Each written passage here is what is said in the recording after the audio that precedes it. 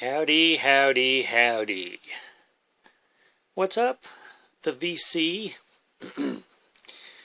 alias vinyl community? Got some stuff here to show that I've picked up recently. Haven't been doing much buying just because I've got really so much stuff to keep me busy right now, and don't really have the money to be buying that much either. So between those two things, yeah. But I did manage to make a trip to a Goodwill and half-price bookstore. So I'll be showing you some of the stuff I got. I got a couple videos lined up here. First thing I got, this was $2.99 at Half Price Books. It's John Mayall, Blues from Laurel Canyon. And I'd never seen this record, and it looked really cool and trippy. And I like his music because I have some on CD. Might actually have another record too, but this has some cool pictures in it. There he's trying to start a fire, and it's like he was hanging out in the woods there in Laurel Canyon. These are really, I thought it was really awesome. So, I don't recognize these songs on here. There's one called Laurel Canyon Home. But it's on London Records. And the record itself is not, perfect. But, I mean, for $2.99, this side is really, really good. This side, the other side here, it has like a little scratch there. And like, there's some dings there, but I haven't tried playing this one yet. I want to clean it really good and go from there. So that's John Mayall. Mayall, I guess is how you say it. This one, I had had a conversation with my girlfriend not too long ago. It's like, you never see this band anywhere. And then I wasn't going to go to Half Price that day just because I really don't have money to be spending on records, that is. But I thought, I'll just go ahead and go. And the first bin that I looked through in the records, this was in it. Tora Tora, Surprise Attack. And boy, was I surprised. I have this on cassette and I have it on CD. This has Walking Shoes on it, which was a single that they played on the radio for quite a while. Being There is like one of my favorite songs of all time as far as like a power ballad type song. If you're not familiar with this band, Tora Tora, you really should check them out. And this is on A&M Records. But yeah, it's this came out in 1989, so it was like the tail end of the 80s. I won't say glam rock because it's not really glam rock. A lot of people call it hair metal, but I don't like to call it that. But, and then I also picked this up, and I'm pretty sure I don't have this. My girlfriend says that I probably do, but at this point I really don't know what I have. But anyway, I have the CD, and this is Madonna, Like a Prayer. And I only paid $1.99 for this. I think that's unbelievable. This is one of my favorite Madonna records. I bought this on cassette when it first came out. And the first pressings was dipped in patchouli. And this, I'm assuming, is the first pressing of this album, because my cassette that I used to own was, dipped in patchouli, and this one, yeah, this one's dipped in patchouli. So this must be a first pressing. So that's Madonna, Like a Prayer, and that was the big controversy when she did the video for that song, because I think she had a deal with Pepsi, and then once they got a glimpse of the video, they just dropped the whole thing. But it has Express Yourself on here, Love Song, which she did with Prince, Till Death Do Us Part, which was about her and Sean Penn. Promise to Try is a great song. Cherish was a single. I think Keep It Together might have been a single. I'm not positive about that, but the whole album is really good. So if you have a chance to check this out, you really ought to, because that's one of Madonna's high points, I think, really. And then Also show this one here. I was really surprised to see this. This was at Goodwill. It's the original soundtrack to Rollerball with James Caan. The movie, if you're familiar, it's a cult classic. It's music conducted by Andre Previn, played by the London Symphony Orchestra. And, you know, I had to look at it twice. It's like, do I really have that? That's really cool. It's sleeve.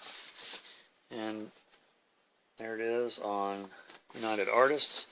And when I see this sleeve like this, I always think of Kenny Rogers, because my mom had a Kenny Rogers record when I was younger. It has that inner sleeve, which I have that record too, but you know. So yeah, this was sort of cool to find this. Yeah, Rollerball. These next few records was sort of, well, I'll start with this one. These were all at Goodwill too. Some of these I showed earlier. Let's see, these. The first three I showed was at half price. Rollerball was at Goodwill, and these last three was at Goodwill. This one I about fell over. I couldn't believe it. Kiss Creatures of the Night for 99 cents. Or I'm sorry, it was $1.99. But I think they only charged me 99 cents. It does not have the original sleeve. And the record's not in the greatest of shape. But, you know, me being a Kiss fan and all, and finding it at a thrift store, you know, was pretty amazed at that within itself. And this is one of their poorest selling albums, or at the time it was, just because they went through so many changes and stuff up to that point. And I think they lost a lot of their hardcore fan base. But this whole album is one of their heaviest metal albums, if you will. Creatures of the Night, they're playing that on the current tour. I Love It Loud, they've played forever.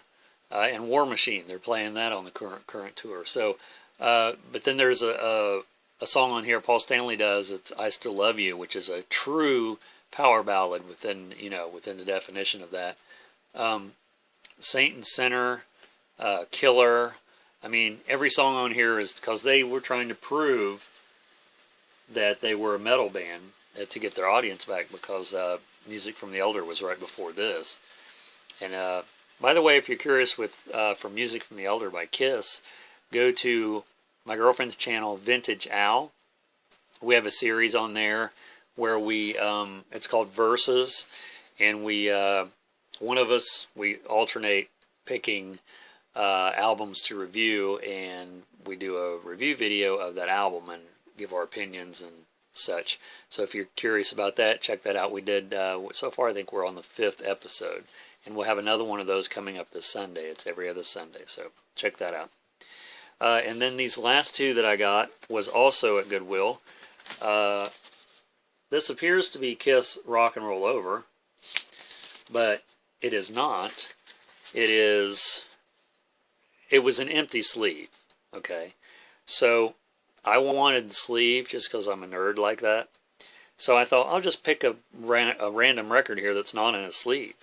This record, I'd actually took a picture of and put on, actually I don't think I put it on Instagram, but I took a picture of it and it was actually still there. And the reason I took a picture of it is because it has the name of my work on there.